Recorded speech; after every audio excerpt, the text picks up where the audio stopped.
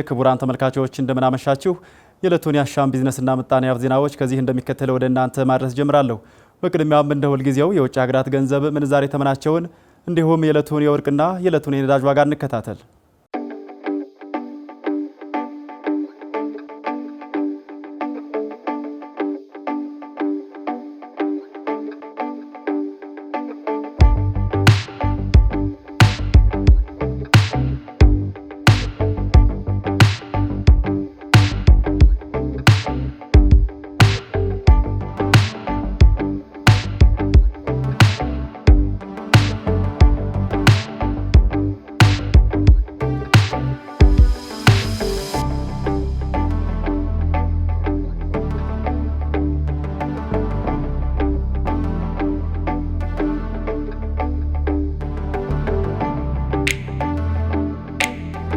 ተመልሰናል። ክቡራን ተመልካቾች በማዕድን ማውጣት ላይ የተሰማሩ 31 ባህላዊ ወርቅ አምራች ድርጅቶችና አንድ አቅራቢ ማህበር ፍቃዳቸው ሙሉ በሙሉ መሰረዙ ተገለጸ።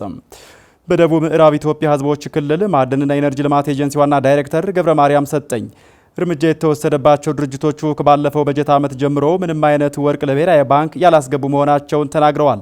አምራቾቹ ባለፈው በጀት ዓመት የእቅዳቸውን ከ10 በመቶ በታች አፈጻጸም ያሳዩ ማህበራትና ወርቅ አቅራቢዎች ስለመሆናቸው አክለዋል።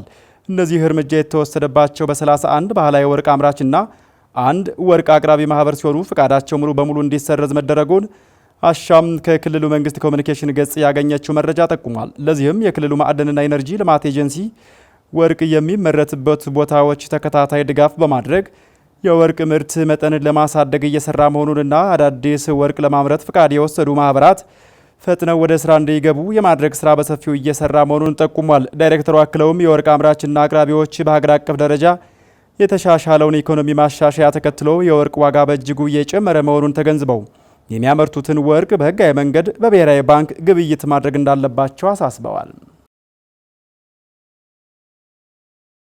ከዓለም አቀፍ የዜና አውታሮች ወዳገኘናቸው የቢዝነስ መረጃዎች ስናመራ የናይጄሪያ አምራቾች በውጭ ገበያው ላይ ሊከተሏቸው ስለሚገቡ ጉዳዮች መረጃ ለመፈለጋቸው ከችግሮቻቸው መካከል ዋነኛው መሆኑ ተገልጿል።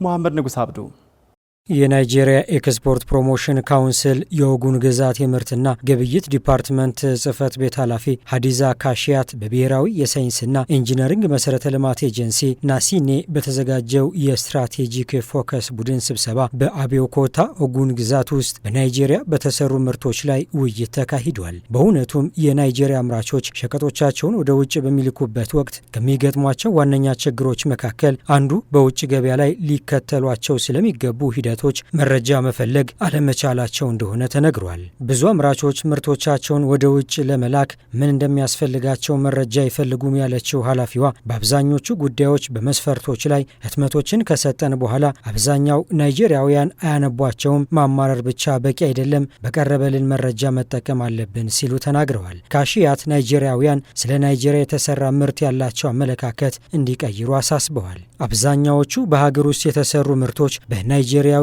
ውድቅ የሚደረጉት ምርቶች የበለጠ ዘላቂና ከውጭ ከሚገቡ ምርቶች የተሻለ ጥራት ያላቸው በመሆናቸው ናይጄሪያውያን ካልፈለጉትና ካላደረጉት የሀገሪቱ ኢኮኖሚ እንደማያድግ ተናግረዋል። ኃላፊዋ በማከልም ናይጄሪያውያን እንደመሆናችን መጠን ስለ ብዙ ነገሮች ያለንን አመለካከት መቀየር አለብን ብለዋል። ወደ ውስጣችን ልንመለከትና ናይጄሪያ ሀገራችን እንደሆነች ማየት አለብን ሲሉ አክለዋል። በናይጄሪያ ውስጥ የተሰሩ ብዙዎቹ ምርቶች ከሀገር እንዲወጡ በማድረግ እንደገና ብራንድ እየተደረጉ ናቸውን በማለትም ወቅታዊ የሀገሪቷን የምርት አቅርቦትና ፍላጎት ተንትነዋል። ለምሳሌ የናይጄሪያ ቅባት ከዓለም ምርጥ ከሚባሉት ውስጥ አንዱ ነው ያሉት የስራ ኃላፊዋ ዝንጅብልና የዘንባባ ዘይት አለን ሲሉ አክለዋል። ማሌዥያ አሁንም የፓልም ዘይት ለመላክ ወደ ናይጄሪያ ትመጣለች። የራሳችን ምርት አለመቀበል ከቀጠልን ኢኮኖሚያችን እንዴት እናሳድጋለን በሚል መጠየቃቸውን ቫንጋርድ ዘግቧል። እንደ ቫንጋርድ ዘገባ ከሆነ በዝግጅቱ ላይ የብሔራዊ ሳይንስና ኢንጂነሪንግ መሰረተ ልማት ኤጀንሲ ናሲኔ ቡድን መሪ ባባጂዲ